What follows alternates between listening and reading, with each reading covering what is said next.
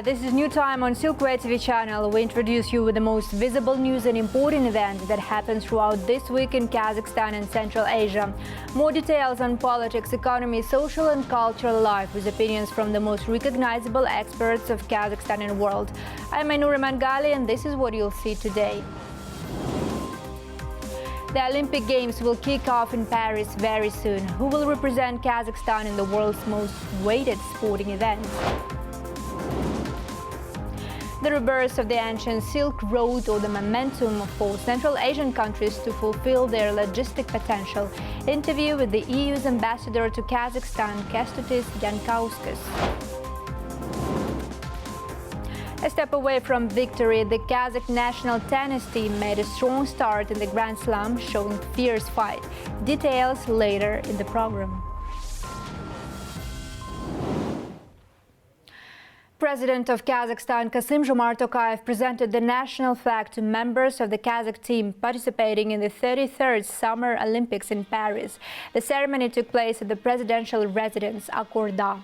During the meeting with the athletes, the head of state noted that the upcoming Olympic Games are a long-awaited event that will capture the world's attention. As you know, there have been changes within the National Olympic Committee. A dedicated headquarters for Olympic preparation has been established, and we have brought in experienced specialists, including the renowned athlete Gennady Golovkin. All of you have put in incredible efforts to earn your spots at this Olympics. I am confident you will perform at your best and achieve excellent results. The entire nation of Kazakhstan will be cheering for you. The honor of carrying the state's flag at the opening ceremony was bestowed upon the captain of the national team, world boxing champion Aslan Shimbergenov, and Asian athletics champion Olga Safronova. The main sporting competitions of the world will start on July 26 in France, featuring over 10,000 athletes from around the globe. Kazakhstan's national team has secured 92 licenses across 25 sports for the upcoming Olympic Games, according to the Minister of Tourism and Sports, Yermek Mazhikbayev, in his report to the President, Kassym-Jomart Tokayev. This week, the head of state reviewed the progress of the preparations for the upcoming event. A total of 80 Kazakh athletes will compete in Paris, representing 14 national teams. President Tokayev emphasized that Kazakhstan's Olympic team should be an example of high culture, resilience and professionalism. New Time correspondent spoke with Olympic athletes and analysts to discuss expectations for the Games and the disciplines where Kazakhstan had the best chances of winning medals. The 33rd Summer Olympics are said to be one of the most spectacular events of the year. The organizing committee has reported a record number of tickets sold, 8.6 million, with numbers still rising. For any athlete, participating in the Olympics is the pinnacle of their career. This year, 54 of the 80 Kazakh athletes are debutants. However, for the renowned track and field athlete Olga Safronova, this will be her 4th Olympic Games. She mentioned that while she was extremely nervous during her first competitions, now she feels calm and confident heading to Paris. Currently, track and field has secured 8 licenses for the Paris Olympics. We are preparing in the Almaty region at the Olympic Training Center. Most of the preparation is complete. At the moment, we have slowed down a bit to be in top shape for the actual start. The Olympics are a huge responsibility for every athlete, and we aim to achieve the highest results. But competing among the best athletes in the world, just participating, is already a great achievement. Since the beginning of 2024, around $2 million has been allocated for the national team's preparation and participation in the Olympics. Dias Ahmed Sharip, advisor to the Minister of Tourism and Sports, stated that Kazakhstan expects no less than 10 medals from its athletes. 92 licenses, 25 sports, and 80 athletes. These are impressive numbers. The preparation for the Games is going very well. Everything is on schedule. Fortunately, no one is injured. The athletes are currently undergoing their final training camps, with many being already in Europe. To enhance our preparation, we are working to integrate Kazakh judges and coaches into international sport federations to ensure our specialists can protect the interests of Kazakh athletes in case of biased judging. Our ultimate goal is gold. We hope to bring home more than 10 medals. At the previous Olympics in Tokyo, Kazakhstan did not win any gold medals. This year, Kazakh athletes in boxing, wrestling and judo are seen as top contenders for the highest medals, according to sports analyst and journalist Vsevolod Khvan. Насчет того, у кого самые большие шансы. As for who has the best chances, it's traditionally the combat sports, boxing, wrestling. Now we can add judo, where our athletes have very good chances. These sports always bring us medals. We didn't get gold in boxing at the last Olympics, so I believe our boxers have a crucial task to bring home gold. Track and field athlete Nadezhda Dubovitskaya has medal chances in high jump. We also have good prospects in shooting, and we expect pleasant surprises from the fencing team. Any result better than the previous games can be considered successful. The Games will feature 32 sports and 329 medal events. Paris will host the Summer Olympics for the first time since 1924, marking the third official hosting of the Games in the French capital. Dorian Sagulov, Aynur Mangali, Nuray Asylbek, Nauruz Bazarov, New Time. At British prestigious tournament Wimbledon 2024, the semi-finalists have been determined. Among the participants in the men's, women's and junior categories were several standout athletes from Kazakhstan. Yulia Putintseva and Yelena Rybakina led the charge this year. Additionally, juniors Amir Omarkhanov, Fasilzhan Arstanbekova and Sonia Zhinbaeva made significant breakthroughs. What successes did Kazakhstan achieve at Wimbledon 2024? Details in the following report. Yelena Rybakina, the third seed and 2022 champion, reinforced her status as a favorite at Wimbledon 2024 by reaching the semi-finals. Over the past 2 years, Rybakina has firmly established herself in the top 5, consistently making deep runs and winning titles across all surfaces. For the first 10 days of this year's tournament, it seems likely that she would claim her second Wimbledon title. However, Czech player Barbara Krejcikova defeated her in the semi-finals, reaching her first Wimbledon singles final. Rybakina might have achieved even more if not for the health problems she has had to constantly address, expert noted. Dave Miley, executive director of Kazakh Tennis Federation, added that Rybakina still remains a strong contender. Lena is perfect for her game is perfect for grass courts. She has a very big serve, a very big forehand and ground strokes. She's just a super athlete and a super player. And it's not just Wimbledon, but she was runner-up at the Australian Open and has very good run in other tournaments. And she's number 3 player in the world. So, yeah, Lena will be hoping to be serving well and to be following up with big forehands, which she has. As Yelena Rybakina seeks her second Grand Slam title, Yulia Putintseva made a splash at Wimbledon. Previously unable to advance beyond the second round in 9 attempts, Putintseva won the Birmingham tournament and impressed at Wimbledon, defeating Germans Angelique Kerber and Czech Republic's Katerina Siniakova. She achieved the biggest win of her career, reaching the last 16 against Iga Swiatek, before eventually losing to Yelena Ostapenko. Against Iga, she was moving a lot and she hurt her knee. That's why she couldn't play her best against Ostapenko. That's why, even though she lost the match, but still it was a great performance and she's having a great year. This year she won a lot of matches. She climbed up the ranking all the way to 24, 23, so it's her best ranking. I think she's going to perform very well in the future and hopefully she'll recover well and be ready for Olympic Games in Paris.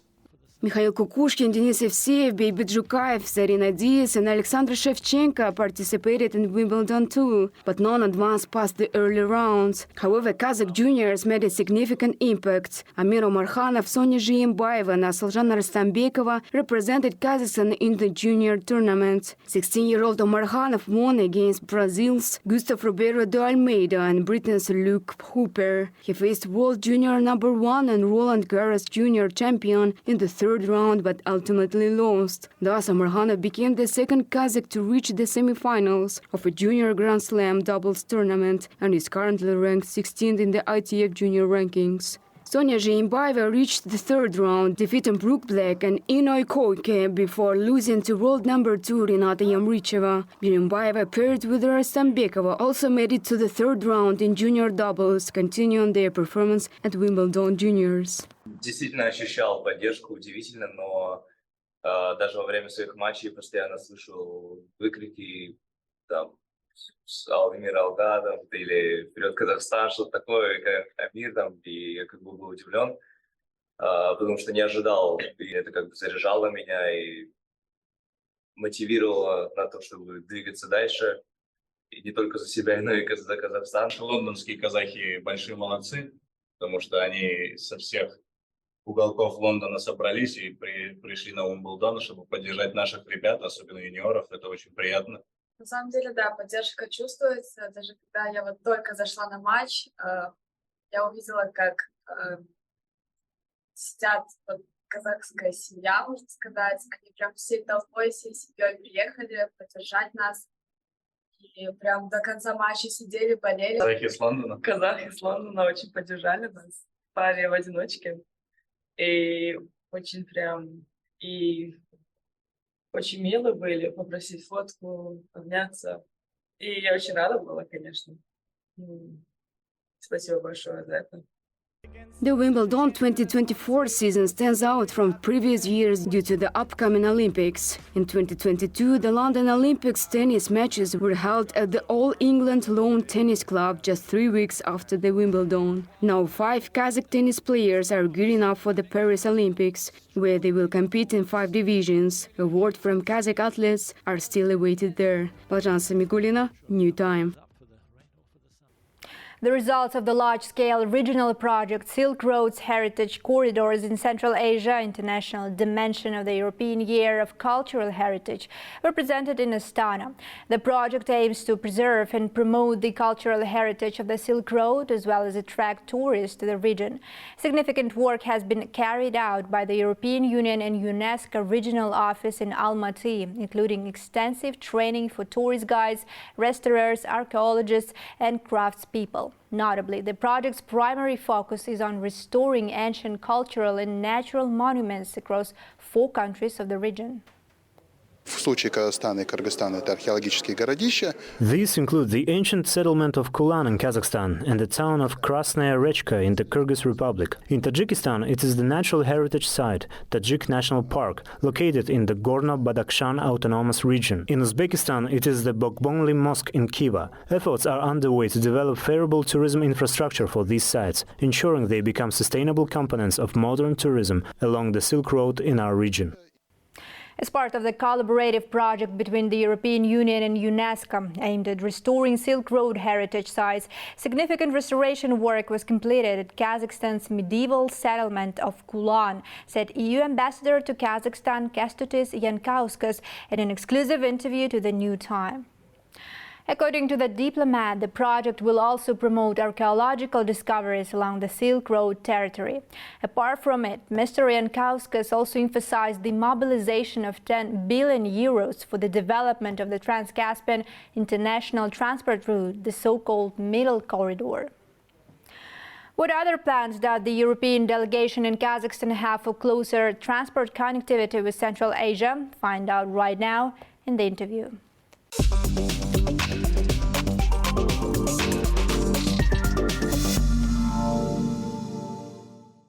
Mr. Ambassador, thank you for joining us. It's a great pleasure to have you here. Let me start from this point. Since 2018, European Union, in collaboration with UNESCO, has been working on a project, namely Silk Road Heritage Corridors in Central Asia. What outcomes can you share with us from 6 years of this initiative? My pleasure to be here.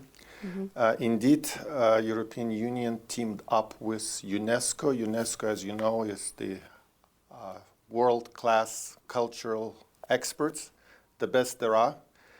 So it's a joint project where we worked with all countries in Central Asia on the identification, preservation, restoration, and marketing of the unique cultural heritage along the Silk Route, the ancient Silk Route, which is in a way a brand name for Central Asian countries. And it's the way that also binds Central Asia with European Union today. I think we need to build the future looking and basing it on the past. We need to know our culture, our identity, our heritage. So this project was to, first of all, identify the best that there is. And in a way, 5 Central Asian countries are bound by the network of this ancient Silk Route. each of them having unique cultural heritage, diverse, but it binds these countries together. So the project was to identification and then training the restoration workers, archaeologists, museum workers, so that this unique heritage, like for example in Kazakhstan, we worked on the Kulan settlements, that's between Almaty and one Taraz. of the cities was also renovated within this project, right? Yes. In Kazakhstan. Yes, and then we worked on training the experts, because for example, Kulan settlement has unique wall carvings, which will be then open to the public, both local and international tourism. And then how to market it, training of local guides, tourist guides, presenting virtual tours, marketing it on internet. So if you Google today the Silk Route, you will have very, very well done museum exhibitions and the Silk Route presented for those who are interested, for those who are planning to travel to Central Asia. So it's preservation and marketing of the cultural heritage. So what are the plans of two bodies, EU and UNESCO, within this project for these coming 2 years? We have worked for several years right now. I think the project gave the basis, the basis for future. Let's see. I think now there is a good network of experts in Central Asia itself. They are connected to the world-class experts, and that network will continue working because there is never a limited or a final set of the cultural heritage sites. I believe the archaeologist will continuously discover more, and that what is discovered needs to be presented, preserved, and made available for people. And Kazakhstan and European Union have been closely working on development of Middle Corridor. What can you say about this initiative? What project can we expect between the two parties in order to better integrate within this project? Indeed, we call it a Trans-Caspian Transport Corridor. Yes. It unites Central Asia with the European Union. In a way, we're working to revive this ancient Silk Route, where the traders and camels and caravans were passing goods, passing culture. In a way, that's how we connected, that's how we learned about each other, that's how we traded. Well, let me put it very simple. What to do? For that, we did the study with European Bank of Reconstruction and Development, identifying where the bottlenecks are all along the route. Because it's not enough to develop one part, but if there will be no ships or no port or no crane capacity or no trains, the whole route will not work. The corridor, the route is, you need to work it on as a whole. So we identified what needs to be done, where are the priority areas. So what is it? What needs to be done? Exactly? It's a lot, but we are now really, every country along the route is working on that, and that brings me to my second point. Second one is how to do that, how to connect everyone so countries would be aligned in addressing these bottlenecks. Recently in Astana, on the 12th of June, we launched the coordination platform, and that platform unites all 5 countries in Central Asia, countries in the European Union, all the countries along the corridor, Turkey, countries of South Caucasus, and then it brings also in the international financial institutions, those who have resources, and our G7 partners. And last but not least, is there a money? Yes, there is a money. Yes. There is a budget. Earlier in January in Brussels, we had investment forum for this transport corridor. We raised 10 billion euros. So now the time has come, and we just addressed this in the platform, a business platform with the Prime Minister a few days ago, saying we need feasibility studies because we need to take that resources and start implementing and building what needs to be built. Thank you very much for your time. Thank you.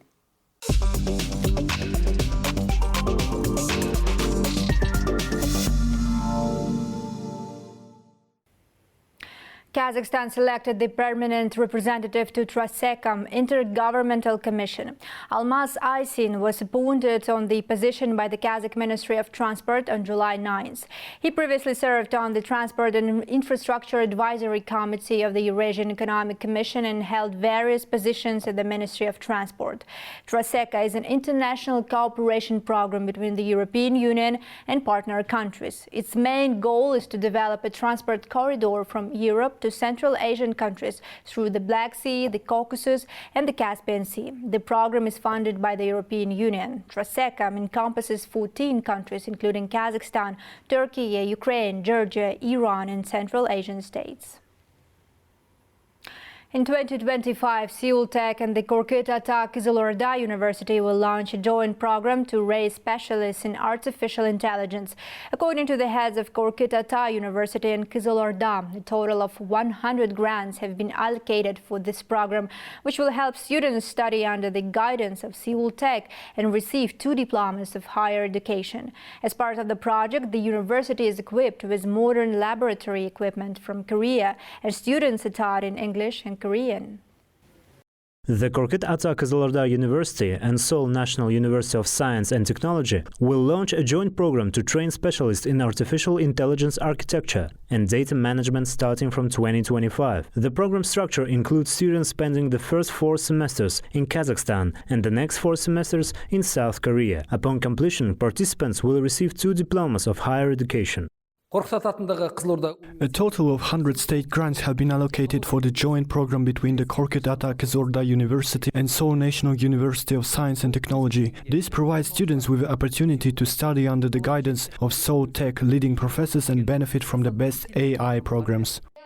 According to school graduates, this program is an excellent opportunity for aspiring IT professionals. This year, I graduated from school. I've chosen mathematics and computer science. I have an IELTS certificate with a score of 5.0. I would like to apply to the Institute of Artificial Intelligence at the Korkut-Ata Kizilorda University. So I've chosen IT-related fields. It is planned to train masters and doctoral candidates in engineering and technical specialties at the branch of the Korean University of Advanced Technology. Also, Wusong University will open a large campus focusing on computer engineering and cybersecurity next year. Its graduates will have the opportunity to work in South Korea. Moreover, domestic scientists will be able to undergo internships at leading South Korean universities and research centers. Daurian Isagulov, New Time. Kazakhstan and Indonesia are set to jointly implement 15 projects in urban planning, transportation, green energy, education and culture under a memorandum of understanding signed between the authorities of the 2 capitals of the 2 countries, Astana and Nusantara. Notably, the sister cities are already working on several projects, including the installation of surveillance cameras by local specialists in Indonesia's new capital. Overall, the agreement aims to facilitate the exchange of experiences and foster friendly relations between the cities. Representatives of the parties announced this at an event in Astana dedicated to the anniversary of the sister city relationship between the 2 capitals. Our plan for the future, we have to implement all of the collaboration that we have signed on the memorandum of understanding. So we have to learn. Indonesia have to learn Astana as the newest capital city in the world, and Indonesia, Nusantara, become the newest capital city after Astana. So we have to learn so many things from Kazakhstan. Также между столицами у нас планируется именно обмен учащихся. Additionally, there are plans for student exchanges in the field of education. We are also interested in Nusantara, as it is being built right in the middle of the jungle. It would be interesting to exchange experiences and implement joint projects in landscaping, greening, urban planning and possibly utilities management. That's it for today. All the main news about Kazakhstan and Central Asia you can find here. More special projects about our country you can also watch on Silkway TV channel. So stay tuned and see you next week.